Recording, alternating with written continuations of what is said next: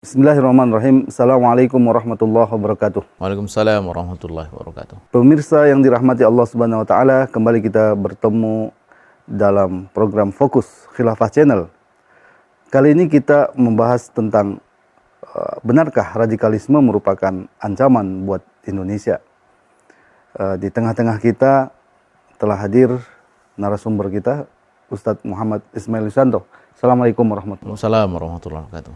Ustadz Ismail, kemarin Kepala Negara bertemu dengan salah satu pimpinan dari Ormas di Indonesia ya, yang mengatakan bahwa radikalisme merupakan ancaman terbesar untuk negeri ini. Bagaimana pandangan Ustadz Ismail? Iya, saya kira ini bukan kali pertama ya dilontarkan mengenai radikalisme dan isu radikalisme. Bahkan makin kesini kita lihat radikalisme itu seperti seolah-olah hendak dijadikan sebagai main enemy atau common enemy gitu. Meskipun sebenarnya ada dua soal. Yang pertama adalah apa sebenarnya yang dimaksud dengan radikalisme di sini? Karena hingga sekarang tidak pernah jelas ya, radikalisme yang dimaksud itu apa dan bagaimana radikalisme itu bisa disebut mengancam negeri ini. Itu yang pertama. Kemudian yang kedua, benarkah ya kalau umpamanya benar ada radikalisme itu, memang radikalisme ini menjadi ancaman buat negara ini. Jadi dua soal itu. Tapi dalam pertemuan kemarin itu dinyatakan ya bahwa kelompok radikal ini mengusung seperti ide negara Islam, khilafah, termasuk NKRI bersyariah. Itu yang dimaksud sebagai kelompok radikal itu. Iya, jadi bahwa ada orang atau kelompok yang mempunyai gagasan mengenai khilafah atau mengenai negara yang bersyariah, sebenarnya kan itu dia punya basis di dalam ajaran agama, di dalam ajaran Islam gitu. Dan sebagai sebuah ide yang memang punya dasar di dalam agama, maka semestinya itu dianggap sebagai sesuatu yang wajar gitu. Jadi kenapa pula lalu sekarang disebut orang yang mempunyai ide seperti itu dianggap sebagai radikal gitu? Itu kan menjadi masalah gitu. Sebab radikalisme itu atau radikal itu kalau kita kembali kepada pengertian dasarnya itu kan sesuatu yang bersifat akar gitu. Dan radikalisme itu sebenarnya sesuatu yang juga bisa bernilai positif itu, sebagaimana dulu pernah dikemukakan oleh Bung Karno ya, dalam satu pidatonya beliau mengatakan bahwa untuk Indonesia merdeka itu harus ada partai pelopor gitu. Partai pelopor itu apa atau siapa? Kata beliau, partai pelopor adalah partai yang memiliki semangat radikal dinamis. Nah, gitu. Jadi dalam ungkapan Bung Karno itu berarti radikal dinamis begitu. Itu kan sesuatu yang positif gitu. Nah, belakangan memang kemudian radikal itu menjadi istilah yang pejoratif, yaitu istilah yang mengandung konotasi negatif. Ini kan satu istilah yang coba disematkan kepada satu kelompok, khususnya kelompok Islam, yang dia dengan kokoh, dengan kukuh memegang prinsip Islam, memegang dengan kukuh, dengan kokoh ide-ide Islam, dan secara tegas juga menampik ide-ide yang bertentangan dengan Islam, yang baik itu yang datang dari Barat maupun dari Timur. Dan itu dicap sebagai radikal. Nah, itu dicap sebagai radikal. Karena itulah maka kemudian radikal itu berkonotasi negatif, dan ini coba untuk dibangun ya narasi ini di hadapan publik gitu. Dan ini memang tidak bisa dilepaskan dari konteks global. Kita tahu bahwa dalam upaya untuk menghentikan laju Islam ideologi, Islam politik, Barat mencoba untuk membangun sentimen publik itu dengan mengemukakan atau menarasikan apa yang disebut dengan war on terrorism dulu ya. perang melawan terorisme. Tapi belakangan mereka melihat bahwa war on terrorism itu tidak cukup bisa mengenai seluruh kelompok. Karena tidak semua kelompok itu mengadop kekerasan. Ada yang tidak mengadop kekerasan, bahkan menolak kekerasan. Nah, ini tidak bisa dicakup di dalam war on terrorism. Maka kemudian dikembangkan menjadi bukan sekedar war on terrorism, tapi war on terrorism and radicalism, war on radicalism gitu. Nah, radikalisme itu apa? Nah, di sini kita melihat bahwa Barat itu telah membangun narasi dengan definisi sepihak gitu.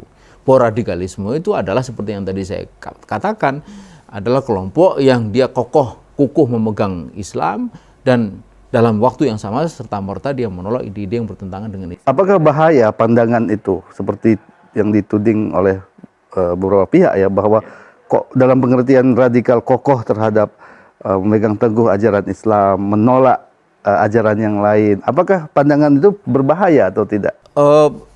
Ya jelas ini kan hendak melakukan apa yang disebut monsterisasi dan pada akhirnya nanti kriminalisasi terhadap Islam, terhadap kelompok Islam gitu. Jadi kalau orang sudah disebut radikal, maka kemudian dicitrakan bahwa radikal ini berbahaya. Nah, disinilah monsterisasi itu terjadi, sebagaimana yang tadi disampaikan gitu. Jadi sekarang kita sedang menghadapi bahaya radikalisme. Ini monster ini. Monsterisasi itu kan menjadikan sesuatu seperti monster, padahal dia bukan monster, itu monsterisasi. Nah, setelah monsterisasi berhasil, masuk satu tahap lagi. Karena itulah maka kita harus berperang melawan radikalisme. Nah, ini akhirnya kriminalisasi terhadap radikalisme. Padahal kan sesungguhnya sebagai seorang muslim ya memang sudah seharusnya kan kita ini kukuh memegang Islam gitu dan menolak sesuatu yang bertentangan dengan Islam. Apa yang salah gitu.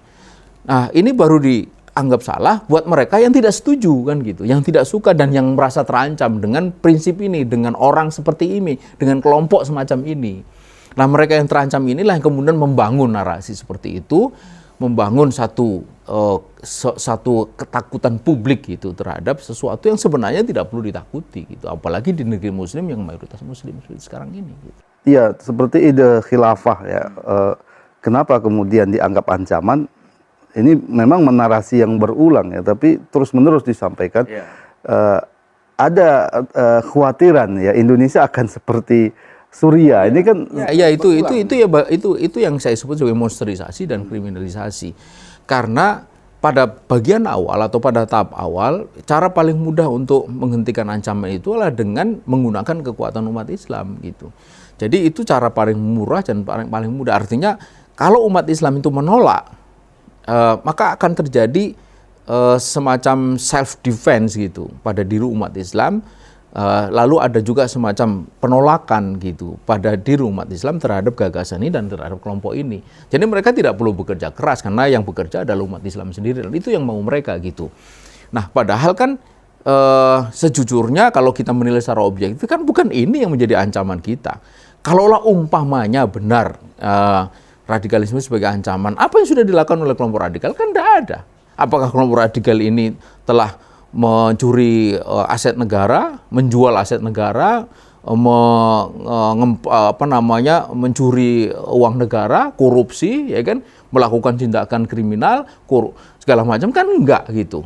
Nah, karena itulah maka jelas ini juga ada satu upaya untuk membelokkan dari ancaman sesungguhnya. Ancaman sesungguhnya itu bagi negeri itu jelas kan, yaitu liberalisme dan neoliberalisme. Neoliberalisme dan neoliberalisme itu ancaman sesungguhnya yang tampak pada lahirnya peraturan perundang-undangan yang jelas-jelas merugikan bangsa dan negara ini, rakyat negara ini. Juga munculnya penguasa yang dia lebih berpihak kepada pemilik modal, baik di dalam negeri maupun dari luar negeri. Ini ancaman sesungguhnya gitu. Jadi kita harus menengarai juga, kita harus pantas curiga bahwa ini narasi itu sebenarnya untuk melindungi ancaman sesungguhnya gitu, supaya ancaman sesungguhnya tidak tampak oleh rakyat, lalu dibangunlah ancaman semu gitu. Ya, ada anggapan kalau misalkan khilafah tegak ya, Indonesia akan bubar. Ini kan dianggap sebagai suatu ancaman. Ya. Itu kan yang saya sebut tadi itu. Jadi menakut-nakuti sesuatu yang dia tidak akan terjadi. siapa yang bilang bahwa Indonesia ini bubar gitu? Artinya Indonesia tetap ada. Indonesia tetap ada, Indonesia bahkan menjadi lebih kuat. Indonesia bisa menjadi lebih besar gitu, lebih besar. Kita ketambahan Timur mau, apalagi ketambahan yang lebih besar daripada itu. Terakhir Ustaz Ismail, ada satu kata atau narasi yang sering dibangun ya untuk mengunci ide-ide perubahan yang seperti Islam, perubahan yang menyeluruh dan mendasar, bahwa NKRI itu harga mati ya. Pertanyaannya, bisakah ya perubahan itu terjadi ya dalam konteks keindonesiaan ya, artinya berdasarkan aturan-aturan di Indonesia? Mungkinkah perubahan-perubahan itu terjadi? Bukan mungkin atau tidak, yang pasti itu sudah terjadi perubahan itu. Lihatlah bagaimana kita bisa mengatakan bahwa ini sudah final gitu, ini harga mati. Lawang konstitusinya saja berubah ya, bahkan amandemen sampai ke-4 dan sekarang sedang dirancang amandemen yang ke-5. Itu artinya kan berubah. Dan itu ada dilegalkan dalam undang-undang itu? Iya, di dalam konstitusi itu sendiri gitu. Kemudian dari sisi wilayahnya, dulu kita pernah ketambahan Timur, artinya kan tidak final. Lalu berkurang dari Timur, artinya juga itu tidak final ya. Jadi kalau konstitusinya berubah, maka sistemnya juga pasti berubah. Sistem kepartian kita berubah, sistem pemilihan kepala daerah, kepala negara, presiden juga berubah, ya kan? Macam-macam gitu. Itu menunjukkan bahwa tidak ada yang final dan tidak ada yang tetap. Semuanya bisa berubah gitu. Jadi saya kira sia-sia kita itu mengatakan berulang kali, berteriak sekencang-kencang kalau mengatakan bahwa ini sudah final, ini sesuatu yang tidak berubah. Lalu perubahan itu sesuatu yang apa jaminan terjadi. Ya, apa jaminan bahwa kalau terjadi perubahan mengarah kepada Islam itu tidak terjadi pertumpahan darah? Apa jaminan? Ini kan sering diangkat ya. Yang pertama adalah bahwa Islam itu sendiri kan baik. Tidak mungkin Islam itu buruk gitu. Jadi kalau kita ini berubah ke arah yang baik, itu pasti baik. Tidak mungkin tidak baik. Itu pertama, itu kan satu keyakinan. Dan saya kira ini keyakinan yang pantas dimiliki oleh penduduk negeri ini yang mayoritas Muslim itu. Kecuali kalau mereka mengingkari ajaran Islamnya, itu sudah lain cerita. Kemudian yang kedua, bahwa perubahan itu dilakukan dengan cara yang baik, dengan cara yang Islami gitu. Kalau perubahan itu dilakukan dengan cara yang Islami, maka tidak ada hal yang baik tadi itu menjadi buruk gitu. Kemudian yang ketiga, perubahan itu disadari, kemudian dipahami, pada akhirnya diinginkan. Kalau sesuatu itu diinginkan, bagaimana ini menjadi buruk? Ya apalagi memang itu baik, dilakukan dengan baik gitu. Jadi saya kira mereka yang menggambarkan bahwa perubahan Islam itu nanti berdarah-darah segala macam itu dia telah sedang membangun satu ilusi ya yang sangat negatif yang bertentangan dengan prinsip-prinsip dari Islam itu sendiri gitu. Jadi saya kira ya memang ini dalam tengah masyarakat pasti ada yang begini ini ya kan, jangan lagi kepada sesuatu yang bukan Islam, kepada Islam pun yang jelas-jelas sudah baik, mereka bisa juga lakukan itu. Karena itulah memang ini terjadi pertarungan, ya pertarungan ide. Mereka yang mencoba untuk memberikan citra negatif, citra kelam gelap tentang Islam dan perubahannya, dengan mereka yang sedang membangun atau mencoba membangun, meyakinkan masyarakat tentang sesuatu yang baik, tentang sesuatu yang cerah, sesuatu yang indah, sesuatu yang mengembirakan. Dan siapa yang menang? Kalau kita kembali kepada keyakinan, Allah mengatakan kul ja'al haqqu wa jahal batil gitu. Kalau datang yang hak, yang batil itu pasti kalah gitu. Jadi yang menang itu pasti yang hak. Innal batil akan zahuqa. Bergantung kepada yang mengemban yang hak ini, apakah dia bekerja sungguh-sungguh serius ya, kemudian ada kecakapan, kepandaian untuk menjelaskan. Ini kan barang bagus, perlu juga kemampuan bagus untuk menjelaskan sedemikian sehingga bisa dipahami bahwa ini memang bagus itu. Jadi konsistensi, kesabaran. Nah yang di sini itu dia bekerja sungguh-sungguh, bahkan mungkin sabar ya. Mestinya yang di sini lebih sabar lagi, lebih sungguh-sungguh karena memperjuangkan kebenaran. Baik, terima kasih Ustadz Ismail. Pemirsa Khilafah Channel yang dirahmati Allah Subhanahu wa taala, demikian tadi diskusi kita terkait dengan isu radikalisme. Intinya yang mengancam Indonesia sesungguhnya bukan ideologi radikal ya, tapi kapitalisme. Ini bukan hanya mengancam, tapi sudah mencengkram Indonesia dan telah melemahkan Indonesia. Semoga bermanfaat. Assalamualaikum warahmatullahi wabarakatuh.